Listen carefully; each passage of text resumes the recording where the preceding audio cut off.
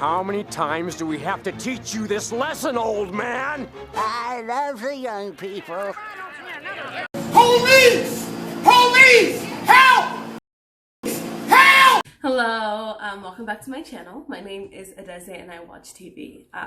Yeah, so I just finished watching Coffee and Kareem. And if you don't know what Coffee and Kareem is, it's a Netflix movie and it's like a buddy cop comedy with a cop and someone who's not a cop, and the person who's not a cop happens to be a 12-year-old child. And the story is essentially that this cop is dating this kid's mom, and the kid doesn't approve, and so he devises this plan to get this cop's butt beat. He's trying to get this cop, you know, just a little beating on a Tuesday afternoon, but then everything just goes off the rails and they end up, you know, wrapped up in this like drug business, this drug cartel. That's kind of the basic plot of it. If you have not seen this movie, just a heads up, there will be spoilers because we are here for a nice roasty toast, all right? And so if you don't want any spoilers, please leave and come back when you have seen the movie. If you would like my opinion on whether or not you should see the movie, girl, let me tell you now, you can skip it. You don't need it. You can go ahead and skip it. But if you do want to see this movie without any sort of spoiler, then definitely leave and come back after you have seen it. Yeah. Okay, so this is gonna be a get ready with me. I just applied some e.l.f. Blemish Control face primer because my face, I don't know if you can tell, but she's been acting up. Anyway, so the kid in this movie, Kareem, is 12 years old, and the cop, we don't know how old he is, but we do know that he's white because everybody keeps, as if we don't have eyes, everybody keeps talking about how he's white. And the number of times people are like, well, if you're gonna date a white man, he might, like, at least he should have money. I'm like, yo, we're tired, we get it. Interracial coupling it's a thing, okay? It's a thing. Let's stop acting like it's something so novel and so weird. It's not so strange, you know? And this kid is not down with his mom dating a cop because cops are pigs. And so he decides that he's gonna get this cop's butt whooped by some drug dealers. I was gonna say some gangsters, but I just know that they're drug dealers. Anyway, and so they get into this kind of situation because they see these drug dealers kill a cop, and then it sets them into this crazy adventure. And so they have to it's into this crazy adventure where they have to basically fight for their lives and save the kid's mom's life. And yeah, that's kind of the basic premise of this movie. And this movie is chock full of cliches, you guys. I actually wrote down the cliches as they were happening, as I was witnessing them. So let me just go ahead and read you the list of cliches that I have written down. The first one is the cliche of a single mom whose kid is bad, but she doesn't realize she doesn't think her kid is bad. She thinks her kid is an angel, but everybody else is like, your kid's rotten. But she's like, oh no, he's just a shy boy. Like, he's just so shy. And no, your kid is just kid's a little shit, all right? That's what your kid is. Another one is like the cliche of just like kids teaching adults things, you know, where it's like supposed to be a dichotomy because the adult is grown up and should be knowledgeable, but they have so much to learn from this kid. And for this particular kid, an adult, the kid is teaching him how to be like more vulgar and how to shit talk people. And so that's, I guess, the set of knowledge that this kid whose mom thinks he's an angel has to impart. Another cliche, this is the cliche that really pissed me off the most in this movie, is this kid really pulls the you can't date my mom, you think you can come into my house and date my mom nonsense, because that I don't know, that cliche really gets me the most because it really just leans into this whole women are property thing and you need my permission to date my mom. Like, that's such a huge plot thing in the movie, so much so that in the end, the cop asks for the kid's permission, and it was in a mostly joking kind of way because like he was gonna date his mom anyway, but it was just like so silly to me. Like the fact that we're even entertaining that sort of storyline at all is corny. It's a whole corn dog. It's corny. Throw it in the garbage. We need to stop the nonsense. Stop the nonsense. Jesus. Another cliche that we have in this movie is, you know, black moms who won't let anybody speak and explain themselves and just jump to conclusions. Cliche, we love to see it. Cliche number 5 is, you know, in movies, whenever we meet a stripper, right? And everyone is just like, but like strippers are more than just sex workers, you know, they're deep and they're sensitive, and it's just, we're so deep and sensitive. And in this movie, we meet a stripper who's a microbiologist and who is going to school for, I don't remember what she's getting her master's in. I think she gets her, like, she has a degree in microbiology and she's a stripper to get through school. And I'm just kind of like, that storyline is old. That storyline is tired. The only like storyline that would be more tired than that is the storyline of, oh, I'm a stripper because my dad was absent when I was growing up. That's literally like the only storyline that would have been more tired than like, oh, I'm a stripper, but I'm actually really smart. Like, no fucking duh. Strippers are human beings with brains. So yeah, most of them, you know, are smart. Like, that storyline is just so exhausting to me. Jesus Christ, it's exhausting. We need to stop it, okay? And storyline number 4, cliche number 4, I should say, is every cop you encounter in this movie, except for the main cop, is crooked. That's like that's the biggest cliche in movies like this. You know, every cop show, there's a storyline like that where a cop you think is good is actually crooked. A cop you think is crooked is actually crooked. I think the only cliche they don't have is a cop you think is crooked is actually good and it's just a stickler for the rules. But every other cop we meet is crooked, all right? So that was another tired cliche in this movie. Another tired cliche is the bad guy who's secretly good, right? So we get this with like the head drug dealer where he is, whenever they have him tied up after this stupid fight that they have, and they're talking to him and he's like, I never wanted to do this anyway. I just wanted to make my music. And then we find out that he really wants to be a dentist. And he like has been forced into doing this. You know what I mean? That's guys, it's tired. We need to retire that trope as well. These are all tropes that need to be retired. And we've seen this movie before. We've seen this movie a million times. It's not the 90s, you guys. Like, this movie has happened. Why is it still happening? We can't stop it, okay? We can stop. Another cliche that we have is a single mom with like superpower like strength when it comes to protecting her kid. Because the way this mom like whips out like her super strength in the fight with like those 2 dudes at the motel, I was like, ma'am, what gym do you go to? Please write down who's your trainer. I need to go there. You know what I mean? And like, I get it, like it's supposed to be a badass moment, but it's just kind of like, all right, that's a little excessive. Especially like this movie does a lot of that unbelievable thing which I mean, I'll talk about it later. There's not really much to say about it. Where people have guns, but then they act like they don't have guns. Like, why did she get the chance to even fight anyone with her little pipe hands when people had actual literal guns and were able to kill her? This happens so many times where people choose to just like chase someone when they could just shoot them, you know?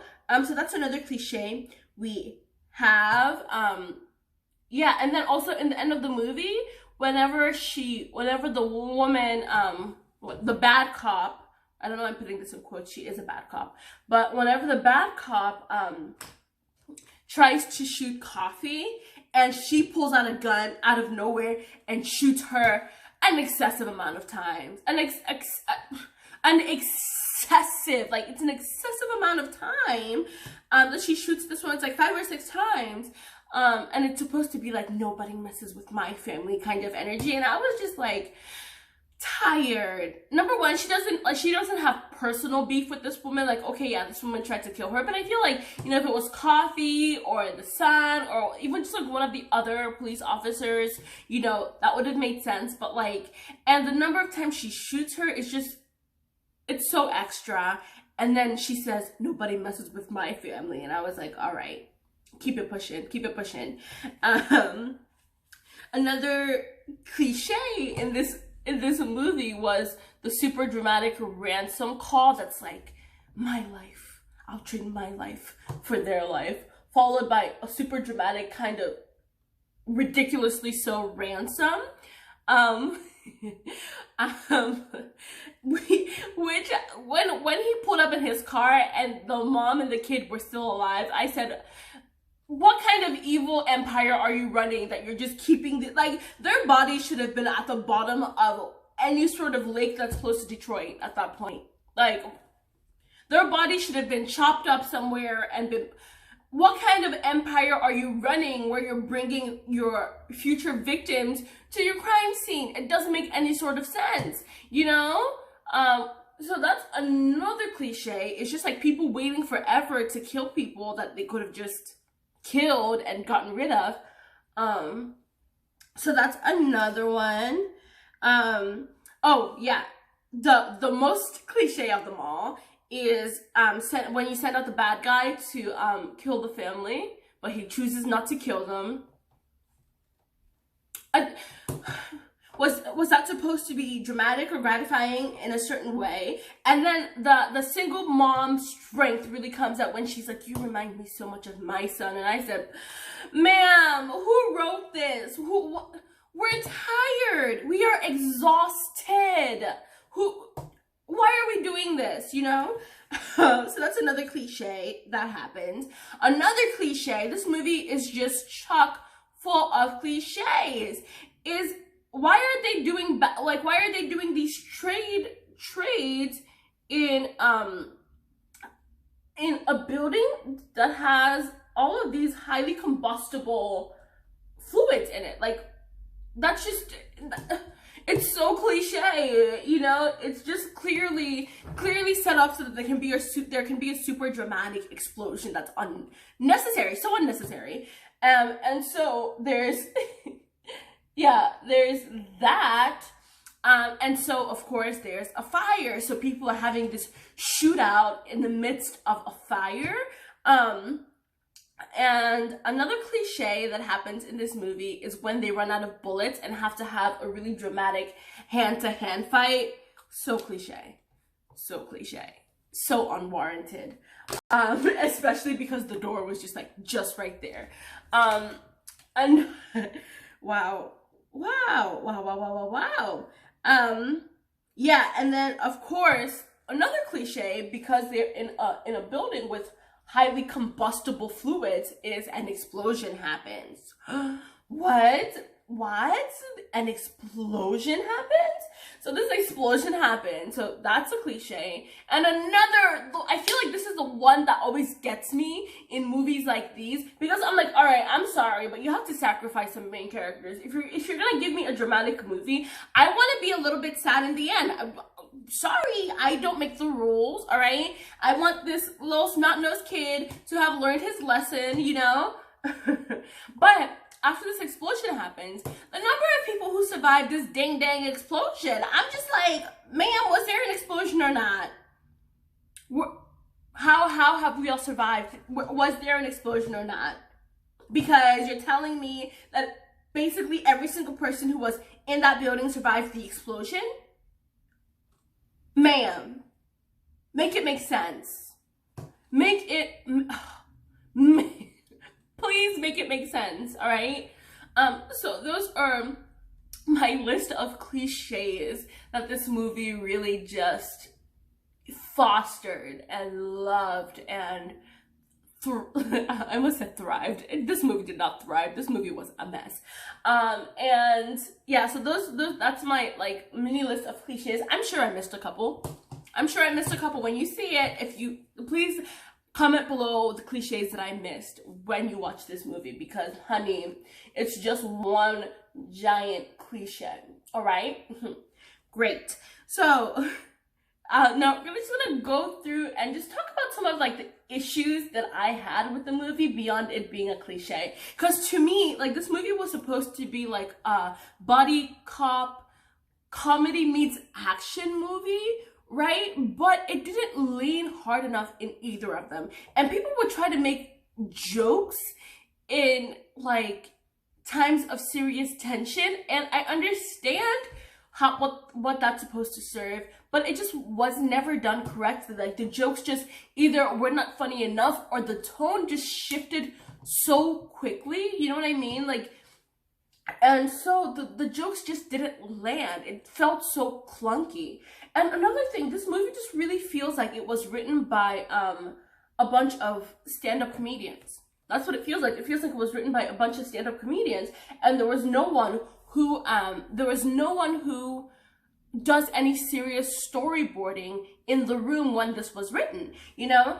And so it just feels like a vague shape of a story with no sort of specificity. And then it also feels like it was written by two stand-up comedians who have the exact same style of joke that is just not that funny. They make so many butt jokes, so many pussy jokes, all this stuff, and I'm just kind of like, but it's not funny. That's the thing, you know. It's one thing if you're making hilarious jokes, and a joke that honestly to me got so exhausting through this movie was this kid would always threaten to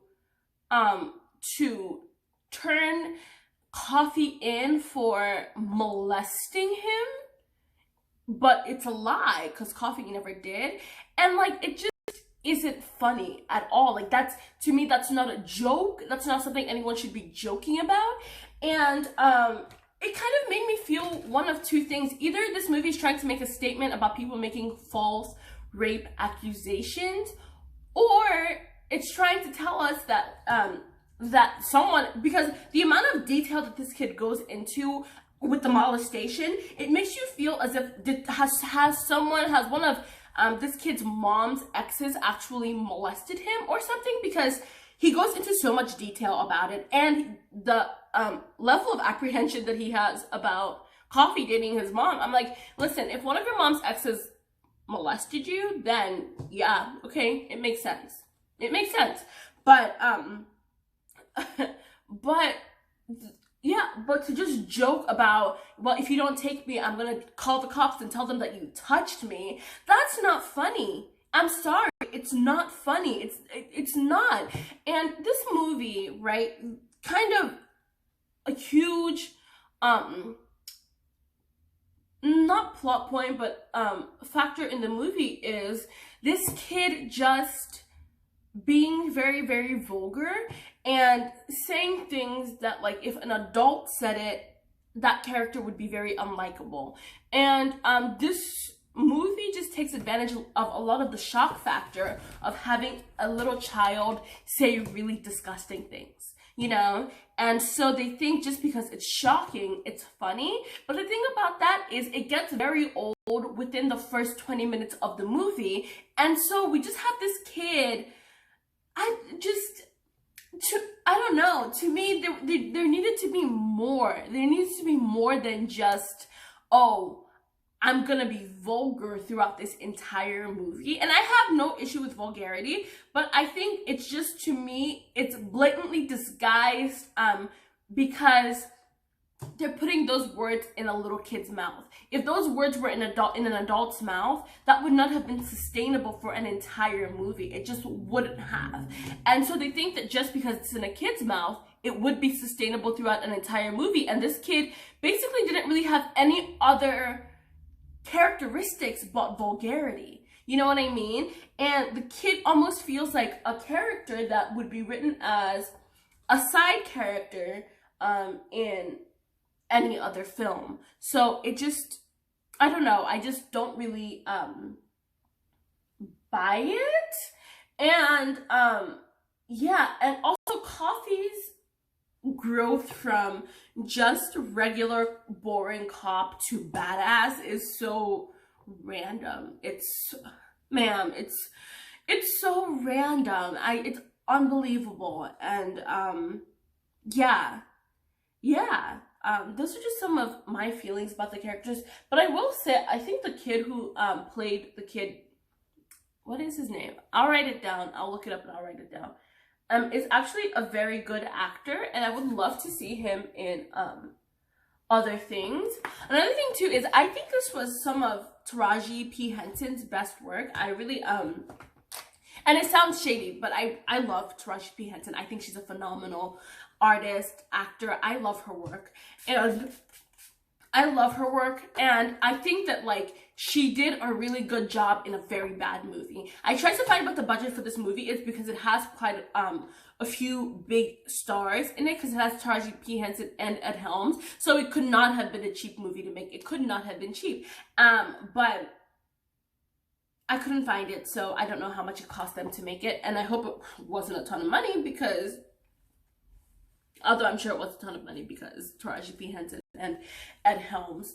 But yeah, so another thing too that they did with this kid is he told a couple kind of racist jokes that I was like, you know, they just knew that they would never, especially when it came to the teacher who's Asian. That scene where he was like rapping about her, I was like, this is uncomfortable. You know that if this was an adult, this character would be a villain. You know if this was an adult, this character would not be acceptable. And so you're just cheating by putting these words in the mouth of a child. The end. I'm sorry, but like, it's just not, I don't know. And the jokes just were not that funny. And the goons who were playing like the drug dealers, they really tried to, I don't know, they really tried to make them deeper somehow, but it just wasn't really that successful. In fact, a lot of the times it ended up just breaking a lot of the action sequences or scenes that they had going on, because they would pause to try to make these jokes that weren't really landing. And the one guy who played like the main goon, he was so loud. Every time he was like, I'm gonna be funny, his way of being funny was just increasing his volume. And ma'am, can you dial it down? Can you dial it down, please? Thank you. They make a lot of jokes about, you know, why would you date a white man if he wasn't a rich white man? So I'm just kind of like tired of that joke. They make a lot of jokes of, if you make what you say, if you make it sound gay, it's extra scary. And they riff on that for so many scenes, and it wasn't funny. I think that there were some good performances. I'm not gonna lie. I think that there were some great performances in the movie. I just don't think the movie was very funny, and I don't think it was successful in what it was trying to do. And that's my brief, like hopefully brief, review of Coffee and Kareem. If you like this video, please give it a thumbs up, and please subscribe. And yeah, leave me any comments. Let me know what you thought of the movie if you have seen it down below. Thank you so much for tuning in. Again, my name is Adeze, and I will talk to you soon. Bye.